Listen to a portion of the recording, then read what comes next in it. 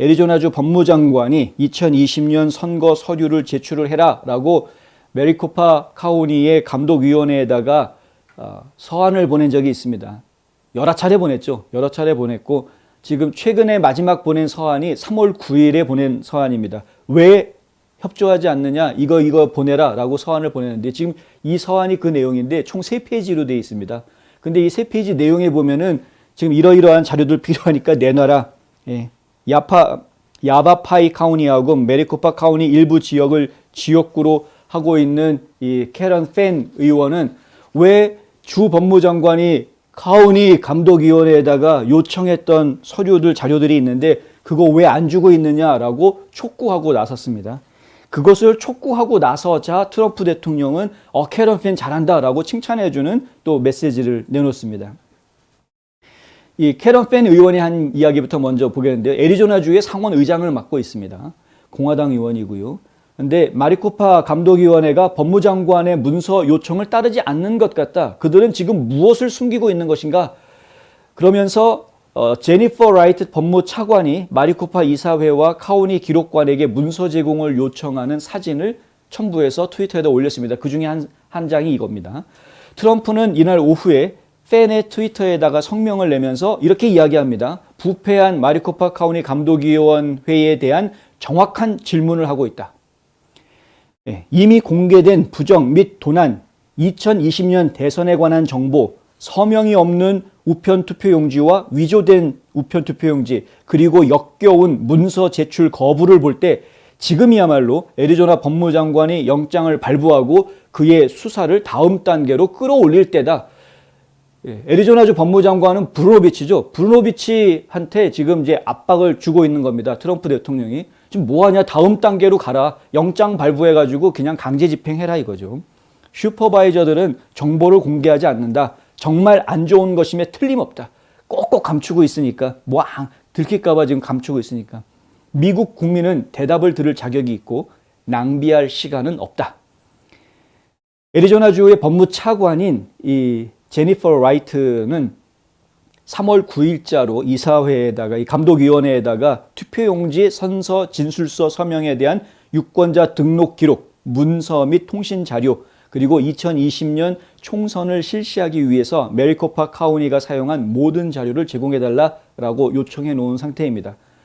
그녀는 선거에서 투표용지 서명과 관련된 문제를 보여주는 2가지 시범 연구를 인용했다. 근데 이게 뭐냐면은 다른 민간단체들과 여러 감사하신 분들이 감사 결과들에 대해서 내놓은 이야기들 중에서 몇 가지 내용들을 이 서한 내용에다 적어 놓습니다. 이러이러한 의혹들이 있기 때문에 이러이러한 자료가 필요하다. 내놔라. 이제 이렇게 한 건데 메리코파 카우니 감독위원회 끝까지 지금 안 내놓고 있다. 이 부분은 저희가 끝이 없는 이야기처럼 들리는데 반드시 해결해야 될 문제인 것 같습니다. 선거 문제는 깨끗한 선거, 바른 선거는 민주주의 사회에 없어서는 안 되는 아주 기본 근간입니다. 보통 민주화 우리가 이야기할 때 뭐를 이야기했었습니까? 한국에서 민주화할 때 했던 이야기가 뭡니까? 대통령 직선제 가지고 민주화라는 이야기를 했었죠. 그때 민주화 운동 1987년에 민주화 운동의 성과가 뭐였느냐? 대통령 직선제를 하겠다. 그게 성과였습니다.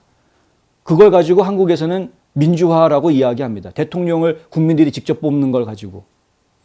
미국은 어떻습니까? 대통령만 직접 뽑는 게 아니죠. 하다못해 우리 동네 경찰서장까지도 내가 직접 뽑아야 됩니다. 동네 판사, 동네 경찰서장, 동네 군수 전부 다 우리가 직접 뽑아야 되죠. 물론 지금 한국 그렇습니다만은. 근데 물론 이제 한국보다 미국은 더 많이 뽑습니다. 경찰서장부터 시작해가지고 보안관, 판사들까지도 국민들이 직접 뽑기 때문에. 그러니까 이런 상황이기 때문에 선거 질서가 바로잡히지 않고 그 선거 결과에 대해서 국민들이 믿어주지 못하는 상황이라면 그 나라의 기반 자체가 아주 엄청 흔들릴 수밖에 없는 거죠. 이번에 한국의 대통령 선거도 마찬가지로 정권 교체가 이루어졌다라고 이제 이야기를 하시는데 그 정권 교체가 이루어질 수 있었던 1등 공신 누구냐? 저는 솔직히 제 생각에는 제가 한국에 있는 사람이 아니기 때문에 틀릴 수도 있겠습니다만은 제가 그냥 멀리서 지켜보는 사람 입장에서 봤을 때는 황교안 총리 얘기를 하고 싶습니다. 그러니까 부정선거를 막아내기 위한 감시단 활동이 상당히 잘 됐지 않았느냐라는 생각을 저는 이제 하는 거죠. 부정선거를 막기 위한 노력, 국민적인 범국민적인 노력이 있었기 때문에 그나마 그 근소한 차이로나마 정권 교체가 가능할 수 있었던 것 아니냐. 그리고 그러한 정권 교체가 이루어졌다라는 이야기가 나왔을 때 아주 근소한 차이임에도 불구하고 1%도 안 되는 근소한 차이임에도 불구하고 선거 결과 못 받아들이겠다라는 말을 함부로 하지 못하는, 선거 결과에 승복하겠다고 바로 인정하는 이런 상황이 벌어질 수밖에 없었던 게 부정선거 감시단 활동 때문이 아니었느냐, 제 생각입니다. 근데 하여간 그런 국민적인 관심과 노력이라는 것이 사람들을 꼼짝 못하게 하는 것은 분명한 사실입니다. 마찬가지로 지금 선거가 제대로 된 선거가 되게 하는 것, 이거 굉장히 중요하죠. 트럼프 대통령은 이제 뭐 처음부터 끝까지 계속해서 이야기합니다. 사전선거 다 없애라. 필요 없다. 선거 당일 하루, 그날 선거하고 그날 개표하고 모든 것은 손으로 하고 수개표하고 끝. 그거면 다 해결된다라는 거죠. 그런데 지금 너무 일들이 복잡합니다. 전자투표하고 사전투표하고 부재자 투표는 뭐 인정해 줄 수밖에 없습니다만은 특정 사정이 있는 사람들에 대한 부재자 투표는 인정이 돼야 되겠죠. 근데 이런 부분들 때문에 결국에는 선거 부정 문제는 반드시 바로잡고 넘어가야 된다. 애리조나주에서는 사실 어떤 정도의 문제가 있었는지에 대해서 분명하게 다 이야기가 진행이 됐음에도 불구하고 관련자들의 기소로 넘어가지 않고 있는 상황, 선거 결과에 대해서 이 인증을 취소하겠다라는 움직임, 이런 것들이 지금 계속 막혀져 있는 상황인데, 이게 지금 중간선거하고 얽혀져 있기도 합니다. 중간선거가 진행이 되는 과정에서 정치인들이 중간선거에 집중해야 되는 상황이다 보니까 이 지금 부정선거 밝히는 노력이 자꾸 뒷전으로 밀려나는 그러한 모습들을 현재 보여주고 있다. 이게 애리조나주의 문제만은 아니고요. 다른 주에서도 다 마찬가지인데, 그래서 지금 트럼프 대통령 입장에서는 조금 좀 속상하죠. 2020년 부정선거 문제를, 이걸 열기를 떨어뜨리면 안 되는데 계속해서 이 문제가 이슈가 되어줘야 하는데, 지금 점점 시간이 지날수록 부정선거에 대한 이슈가 점점 식어가는 듯한 느낌을 저희가 받고 있기 때문에 좀 생각해 보십시오. 실제로 부정선거에 대한 뉴스들이 예전보다 훨씬 더 줄어들었죠. 열기들이 없어집니다. 그런 뉴스가 나와도 예전보다는 관심이 좀 덜 가는 이런 상황이 돼버렸죠. 느낌이 좀 예전하고 좀 다릅니다. 분위기가. 그러니까 이게 지금 어찌 보면은 마가 정치인들 입장에서는 심각하게 생각해야 될 부분인 것이고요. 아직까지 부정선거가 정확하게 정리가 된 것이 아닌데도 불구하고 지쳐서 그런 부분도 있을 것이고, 뭔가 진행이 안 되는 부분들 때문에.